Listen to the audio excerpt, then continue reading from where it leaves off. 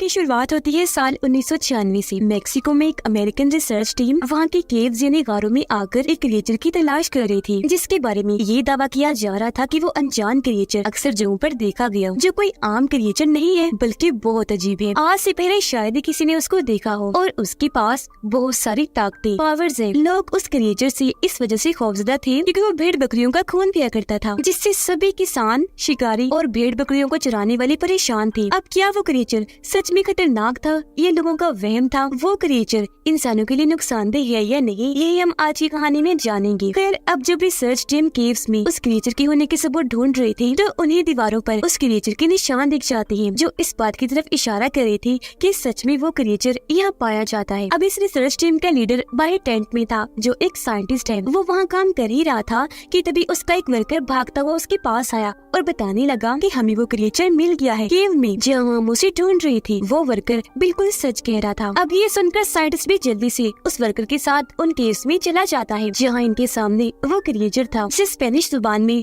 चुपाकाब्रा कहा जाता है। वो साइज में काफी छोटा सा लग रहा था क्योंकि वो एक चुपाकाब्रा का बच्चा था। अब साइंटिस्ट धीरे धीरे डरते हुए उसके करीब जाने लगा। उसे यकीन नहीं आ रहा था कि मेरे इतने सालों की मेहनत रंग ले आई, आखिर ये क्रिएचर मिल ही गया। अब वो इसे मारना नहीं चाहता था, बल्कि इसे ढूंढना उसका मकसद था, जो वो अपने सीनियर्स और गवर्नमेंट के लिए कर रहा था, क्योंकि इस खोज में उन्होंने बहुत पैसा लगाया था और अब टाइम आ चुका था उन सबको हकीकत से रूबरू करवाने का, इस क्रिएचर को सबके सामने लाने का और बताने का कि इसके बारे में अफवाहें नहीं थी बल्कि सच में है। इस क्रिएचर के पीछे पड़ने का मकसद ये था क्योंकि सबको लगता था कि इसके पास जो पावर्स हैं, उससे किसी भी बीमारी को ठीक किया जा सकता है और किसी भी चोट और घाव को बआसानी भरा जा सकता है। इसके अंदर इतनी पावर्स हैं कि हम इसकी मदद से बहुत सी दवाइयाँ भी बना सकते हैं, क्योंकि ये काफी पुराने वक्त का क्रिएचर था। साइंटिस्ट उसे करीब जाकर हाथ लगाने की कोशिश करता है, पर क्योंकि वो छोटा सा बच्चा था तो उसे डर रहा था कि कहीं ये मुझे कोई नुकसान न पहुंचा दे। अब बगैर टाइम जाया किए ये चुपाकाब्रा के बच्चे को पिंजरे में बंद करने का फैसला करती है, लेकिन तभी केव में छुपी उसकी माँ इनके सामने आ जाती है। जब उसने देखा कि ये मेरे बच्चे को ले जाने वाले है, वो गुस्से से इन पर धाड़ने लगी और फिर अचानक हमला कर देती है। वो साइज में काफी बड़ी थी, इसीलिए जोर से मारकर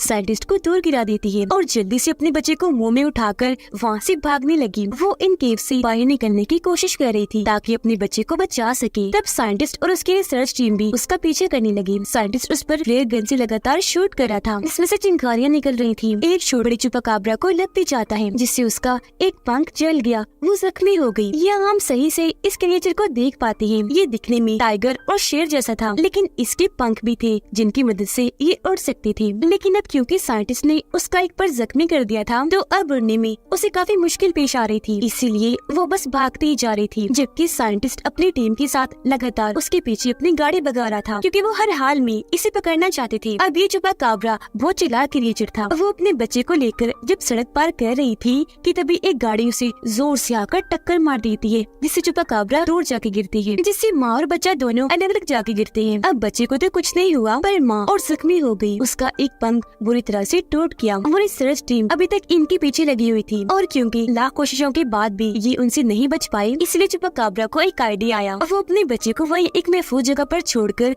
दूसरी जगह पर चली जाती है और वहाँ रिसर्च टीम की गाड़ियों के सामने आकर जोर से चिल्लाने लगी, उनका ध्यान अपनी तरफ करने के लिए। और जैसे सबका ध्यान उसकी तरफ हुआ, वो भागकर उन्हें दूसरी जगह पर ले गई ताकि ये लोग उसके बच्चे से दूर हो जाएं, जो उसके बच्चे को नुकसान पहुंचा सकते हैं। अब साइंटिस्ट इस कामयाबी से खुश हो रहा था, पर अभी उसने ये चीज साबित नहीं की थी, जिससे साफ जाहिर है कि कोई भी उसकी बातों का ऐसे यकीन करने वाला नहीं था। उसके लिए इसे वो क्रिएचर चाहिए था, लेकिन उसे वहाँ कुछ नाखून और पर मिल जाती है, जिन्हें वो अपने पास रख लेता है।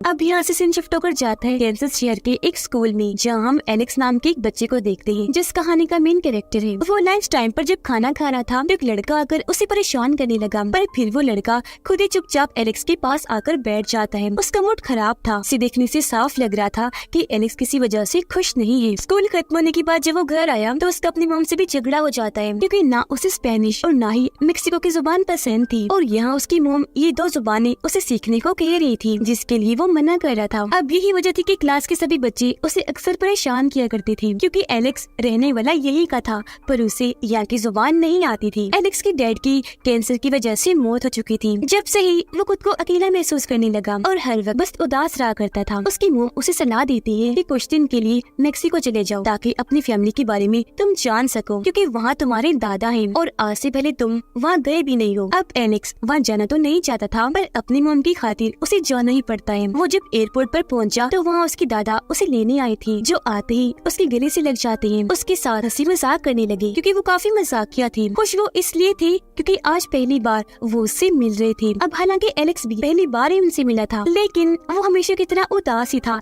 ज्यादा खुश दिखाई नहीं दे रहा था। रास्ते में उसकी दादा बार बार एलेक्स से बात करने की कोशिश करने लगी, पर बहुत जल्द उन्हें पता चल जाता है कि अपने डैड के गुजर जाने के बाद से ही वो उदास परेशान रहने लगा है। और तो और उसे स्पेनिश जुबान भी नहीं आती, क्योंकि उसे कोई दिलचस्पी थी ही नहीं, उसने कभी सीखनी ही नहीं चाहिए। यह उसके दादा फिर भी उसका मूड ठीक करने के लिए बातें करने लगे। उसे बताते हैं कि मैं एक गांव में रहता हूँ, जहाँ तुम्हारे 2 कजिन्स भी आए हुए हैं, जो तुम्हारे साथ वक्त गुजारेंगे, खेलेंगे, ताकि उनमें तुम घुल मिल सको, तुम्हारा दिल बहल जाए। घर आते ही एलेक्स सबसे पहले अपनी कजिन से मिलता है, जिसे सिर्फ स्पेनिश जुबानी बोलने आती थी। उसने एक मास्क पहना हुआ था और पीछे कपड़ा लपेटा हुआ था, जो देखने से लग रहा था कि वो किसी सुपर हीरो जैसा बनकर खेल रहा है। फिर जल्दी हम जान पाए कि वो मास्क और कपड़ा उनके दादा का है, कि वो एक काफी अच्छी और मशहूर रेसलर हुआ करती थी। अब यहाँ एलेक्स अपनी दूसरी कजिन से भी मिलता है, जो उसे घर में पड़े बहुत सारे मास्क, रेसलर वाले कपड़े दिखाती है और उसके दादाजी की जीती हुई ट्रॉफीज भी। फिर उसे टीवी पर दादाजी की वीडियो दिखाती है, जिससे यहाँ एलेक्स को भी पता चल गया था कि मेरे दादाजी अपने वक्त के बहुत अच्छे रेसलर हुआ करते थे। वो इतने मशहूर और बहादुर थे कि उन्होंने बहुत सारी लड़ाइयाँ जीती, पर एक दिन उनके दुश्मन ने जोर से उन्हें उठाकर रिंग से बाहर फेंक दिया, इन्हें जहाँ रेसलिंग होती है, जिससे वो फौरन बेहोश हो गयी। उन्हें फौरन हॉस्पिटल ले जाया गया, लेकिन उन्हें होश नहीं आई। जब डॉक्टर्स ने चेक किया तो पता चला कि वो तो 1 महीने के लिए कोमा में जा चुकी है। अब ऐसा होने से उनका रेसलिंग कैरियर तो खत्म हुआ ही, सारे दिमाग पर भी काफी गहरा असर हुआ, जो आज तक है। वो अक्सर चीजों को भूल जाया करते हैं। ये जानकर एलेक्स को अपने दादाजी के लिए बहुत बुरा लगा। उसे उन पर तरस आ रहा था, इसलिए वो उनकी और ज्यादा इज्जत करने लगा। अब क्योंकि यहाँ एलेक्स की पहली रात थी, तो उसे नींद नहीं आती। बाहर उसे अजीब सा महसूस हुआ, तो उसने पर्दा हटाकर देखा, पर वहाँ सिर्फ बकरी खड़ी हुई थी। लेकिन तभी उसकी नजर अपने दादाजी पर गई, जो फार्म हाउस की तरफ जा रही थी। एलेक्स को गड़बड़ लगी, उसे शक हुआ कि दादाजी को छुपा रही हैं, इसलिए वो भी इनके पीछे पीछे चला गया। बाहर खड़े होकर वो देखता है कि दादाजी अंदर जाकर बैठ गए हैं। हाथ में उन्होंने म्यूजिक बॉक्स पकड़ा हुआ है, जिसे बजाकर वो बार बार सामने की तरफ देख रहे हैं, जो देखने से लग रहा था कि वहाँ से किसी के आने का इंतजार कर रहे हैं। एलेक्स बाहर खड़ा ही था कि तभी उसे ऐसा महसूस हुआ जैसे झाड़ियों में कोई खतरनाक जानवर है, जो उसकी तरफ आ रहा है। इस वजह से वो डरते डरते पीछे हट गया, फिर जोर से चीख मारकर नीचे गिर जाता है। उसकी आवाज सुनकर दादाजी भी उसे चेक करने बाहर आए और उसकी दोनों कजिन्स की भी आँख खुल गई थी, तो चेक करने वो भी उसके पास आ जाती है। एलेक्स उन्हें बता देता है कि झाड़ियों में मैंने किसी खतरनाक जानवर को महसूस किया, उससे डर के ही मैंने चीख मारी, पर बजाय वहाँ से कोई खतरनाक जानवर बाहर निकलता, वहाँ से काले रंग का खरगोश बाहर आता है, जिसे देखकर एलेक्स की दोनों कजिन्स उस पर हंसने लगते हैं, उसका मजाक बनाने लगे, ये कहते हुए कि तुम कितने डरपोक हो, एक खरगोश से डर गए। उसके दादाजी पूछने लगी, एलेक्स बताओ सच कि तुमने उसे ही देखा था वहाँ। अब ये सुनकर एलेक्स को अपने दादाजी पर और शक होने लगा कि सच में दादाजी कुछ छुपा रहे हैं। वो यहाँ खरगोश की बजाय किसी और जानवर की उम्मीद लगाकर बैठे थे कि यहाँ वो होगा। उधर साइंटिस्ट को भी अपने सीनियर्स और गवर्नमेंट की तरफ से आखिरी वार्निंग मिल चुकी थी कि अगर उसने जल्द वो जानवर या उसके होने का कोई सबूत ना दिखाया तो उसका ये प्रोजेक्ट हमेशा के लिए बंद कर दिया जाएगा। अगली सुबह जब एलेक्स की आंख खुलती है तो उसके साथ बिस्तर पर वही चुपाकाब्रा क्रिएचर था, पर वो एलेक्स को नुकसान नहीं पहुंचा रहा था, बस आराम से उसकी चादर के ऊपर बैठा हुआ था। पर ऐसे अचानक उसे देखकर एलेक्स चौंक गया, और क्योंकि वो थोड़ा सा भयानक था तो एलेक्स काफी डर जाता है, एकदम से पीछे हट गया। उसके ऐसे करने से चुपा भी काफी डर गया, वो भी कूदकर पीछे हटने लगा। फिर भागने के लिए वो चीजों पर कूदता हुआ खिड़की से बाहर भाग गया। ऐसा होने से वहाँ काफी तोड़फोड़ मच गई, जो देखकर एलेक्स का कजिन वहाँ आ गया देखने की क्या हुआ। एलेक्स खिड़की से बाहर झांकता है, ये देखने के लिए कि आखिर वो छुपा क्रिएचर कहाँ भागा होगा, पर बाहर वो तो दिखाई नहीं देता, बल्कि वहाँ एलेक्स की कजिन बैठी थी। उसने हेडफोन्स लगाए हुए थे, तो थोड़ी देर पहले किया हुआ उसने कुछ भी नहीं सुना। एलेक्स सोचता है कि अगर मैंने इसे कुछ बताया तो ये दोबारा से मेरा मजाक बनाएगी, मुझ पर हंसेगी, तो वो बगैर कुछ बताए उसके पास आकर बैठ जाता है, क्योंकि उसे बहुत बुरा लगना था अगर कोई उसे पागल कह देता। यहाँ उसकी कजिन कहती है कि दादाजी गायब है, हमें उन्हें ढूंढना चाहिए, इसलिए अभी तीनों बच्चे बाजार जाते हैं उन्हें ढूंढने। गई, पर काफी ढूंढने के बाद भी दादाजी यहाँ नहीं मिलते। अब गाड़ी के जरिए जब ये बच्चे घर जा रहे थे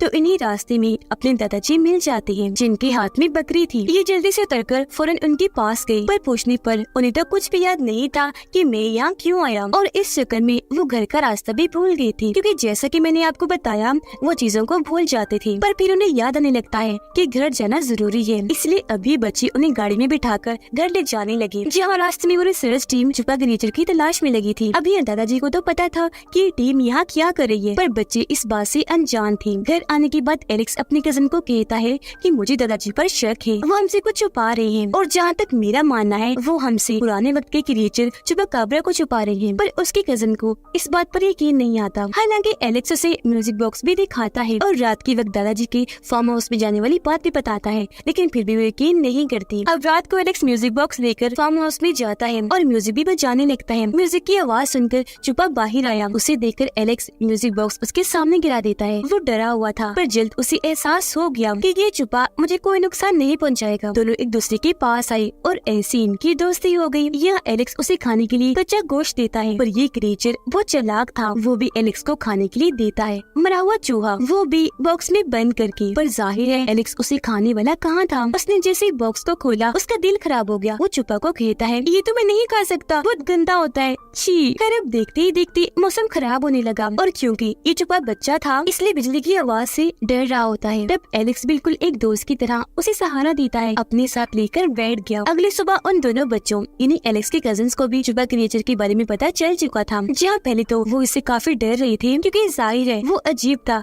जो चल भी सकता था और उड़ भी सकता था। पर बहुत जल्द उन्हें भी एहसास हुआ कि ये हमें नुकसान नहीं पहुंचाएगा, और उनकी भी चुपा से दोस्ती हो जाती है। तभी यहाँ उनके दादाजी भी आ गए। वो चुपा को प्यार से अपने पास बुलाने लगे, जो फौरन एक वफादार जानवर की तरह उनके पास चला गया। यहाँ उनके दादाजी सच बताने लगे कि कुछ दिन पहले रात को जब मैं घर आ रहा था तो इसकी माँ मेरी गाड़ी से आकर टकरा गई, जिससे हम समझ पाए कि उस दिन टक्कर मारने वाली गाड़ी इनकी थी, न कि रिसर्च टीम की थी। आगे वो कहते हैं कि मुझे लगा कोई आम जानवर होगा, इसलिए मैं नजरअंदाज करके आगे बढ़ गया। पर जब मैं घर के करीब पहुंचा तो मुझे ये मिला, क्योंकि इसकी मोम कहीं और जा चुकी थी और ये बेचारा मेरा पीछे करते करते घर तक आ गया। मैं इसे देखते ही समझ गया कि ये डरा हुआ है और ये मेरे लिए नुकसानदेह भी नहीं, तो मैं इसे अपने घर ले आया। फिर मुझे पता चला कि वो रिसर्च टीम इसे ही ढूंढ रही है। मुझे फिक्र हुई कि अगर ये उनके हाथ लग गया तो वो इसे नुकसान पहुंचाएंगे, क्योंकि इस पर बाद में कुछ एक्सपेरिमेंट्स तजुर्बे किए जाने हैं। तो मैंने इसकी जान बचाने के लिए इसे यहाँ रख लिया। ये जानकर बच्चों को भी चुपा पर तरस आया और तभी से वो इसका ख्याल रखने लगी। लेकिन बदकिस्मती से एक दिन इनके घर साइंटिस्ट और उसका एक साथी आते हैं। असल में जब दादाजी की गाड़ी से चुपाकाब्रा टकराई थी तो उनकी नंबर प्लेट वही सड़क पर ही गिर गई थी। इसे दिखाकर साइंटिस्ट कहता है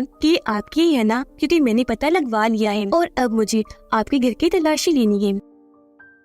पर दादाजी बगैर डरे उसे साफ साफ मना कर देते हैं कि कभी नहीं, मैं तुम्हें इसकी इजाजत नहीं दूंगा, और उसे धमका कर यहाँ से भगा देते हैं। एलेक्स और चुपा की दोस्ती गहरी होती जा रही थी, पर क्योंकि वो बच्चा था और डरा हुआ भी था इसलिए फिलहाल उसे उड़ना नहीं आ रहा था, क्योंकि वो हिम्मत ही नहीं कर पा रहा था। तब यहाँ उसकी मदद एलेक्स का कजन करता है। वो छत पर ले जाकर उसे उड़ना सिखाता है और बार बार उसे ट्रेनिंग देता है कि कैसे उड़ा जाता है। अब यहाँ एलेक्स को भी देखने से साफ साफ लग रहा था कि अब वो खुश है। यहाँ आकर उसे काफी अच्छा लग रहा है, क्योंकि अब उसे इतना मेरा दोस्त जो मिल गया था और साथ में इतने अच्छे दादाजी और कजन्स भी। फिर एक दिन दादाजी उसे उसके डैड के बारे में बताने लगी कि जब मैंने रेसलिंग छोड़ दी तो मैंने वो तुम्हारे डैड को सिखाई। वो मेरा बेटा होने के साथ साथ मेरा काफी ज़हीन शागिर्द भी था। पर फिर एक दिन उसे तुम्हारी मॉम मिल गई, उसने शादी कर ली, तो तब से उसने रेसलिंग को छोड़ दिया था। अपने डैड की ये बातें सुनकर एलेक्स को बहुत बुरा लग रहा था, जिससे उसके दादाजी भी अंदाजा लगा देते हैं कि एलेक्स के अंदर बहुत गुस्सा भरा है, जिसे अंदर ही अंदर लेकर घुट घुट कर वो अपनी जिंदगी गुजार रहा है। तो फैसला करती है कि मैं इसका गुस्सा निकलवा कर इसे नॉर्मल कर दूंगा, जिस मकसद के लिए वो उसके साथ कुश्ती लड़ती है, और उसे लड़ने के लिए उकसाने लगी ताकि वो अपनी कुश्ती लड़कर अपना गुस्सा और भड़ास निकाल ले। लेकिन क्योंकि वो उसके दादा थे तो वो उन पर हाथ नहीं उठाना चाहता था। पर आखिर में जब उसके दादाजी बात नहीं मानते तो उसे गुस्सा आ गया। वो उनसे कुश्ती लड़कर उन्हें रिंग से बाई धक्का दे देता है। वो इतने जोर के गिरते हैं कि फौरन ही बेहोश हो गई। ये देखकर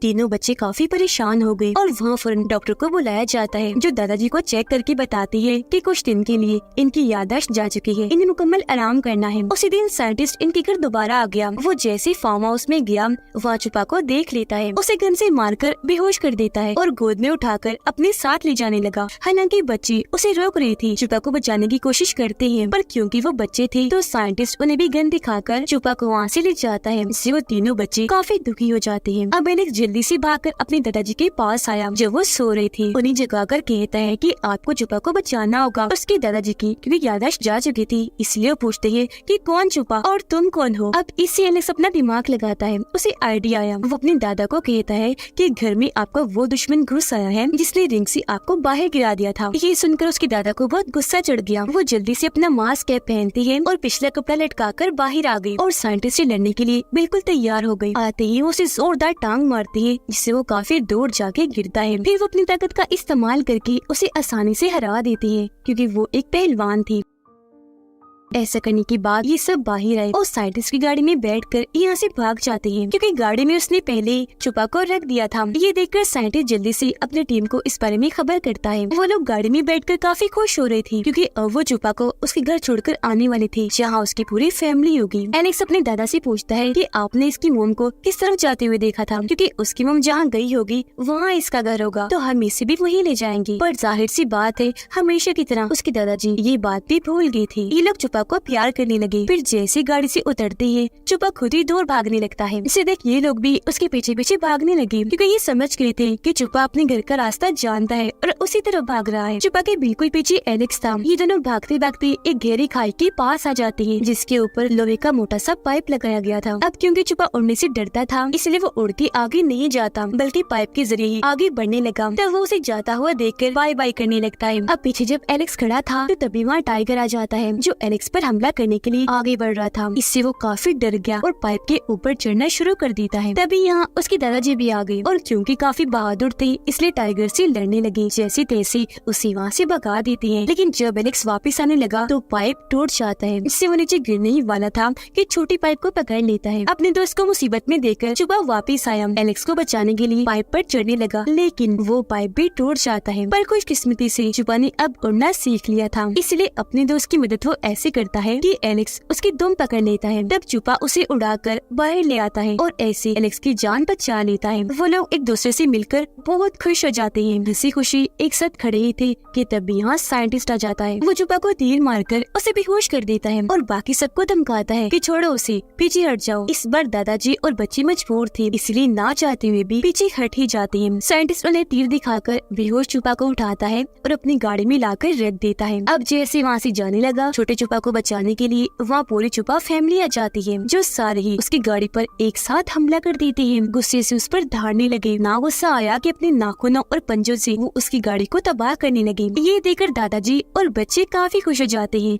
कि अब छुपा बच्चे की जान बच जाएगी। पर साइंटिस्ट चालाक था, वो छोटे छुपा को गोद में लेकर बाहर आ गया और बड़े छुपा कापस को हथियार दिखाकर डराने लगा। छोटे छुपा को होश आ गई थी। पीछे से दादाजी आकर साइंटिस्ट को पकड़ लेते हैं, उसकी बाजू को मोड़कर छुपा को छुड़वा लेते हैं। आखिर में फिर रेसलिंग की एक ट्रिक से वो उसे उठाकर जमीन पर पटक देते हैं, जिससे साइंटिस्ट वहीं ढेर हो जाता है। छोटा छुपा अपनी फैमिली के पास आकर बहुत खुश हो जाता है। अब एलेक्स और छुपा बहुत अच्छे दोस्त थे, तो एक दूसरे को प्यार से आखिरी अलविदा कहते हैं, जिसके बाद अपने अपने घर जाने के लिए वहाँ से निकल जाते हैं। अब एलेक्स अपने कजिन्स के साथ काफी खुश था और अब कुछ दिन के बाद उसने अपने घर जाना था। उसने यहाँ बहुत अच्छा वक्त गुजारा। जहाँ पहले वो उदास रहा करता था, अपनी फैमिली को पसंद नहीं करता था, लेकिन अब फैमिली को जानने के बाद, उनके साथ इतना अच्छा वक्त गुजारने के बाद वो उन्हें बहुत याद करेगा। उसके दादाजी भी खुश थे, क्योंकि वो जैसे एलेक्स को सिखाना चाहते थे वो सीख गया। यहाँ दोनों एक दूसरे को अलविदा कहते हैं, गले से मिलते हैं, जिसके बाद एलेक्स लेन में आकर बैठ जाता है और हंसी खुशी अपने घर वापस लौट आया था। पर जब एलेक्स ने बाहर देखा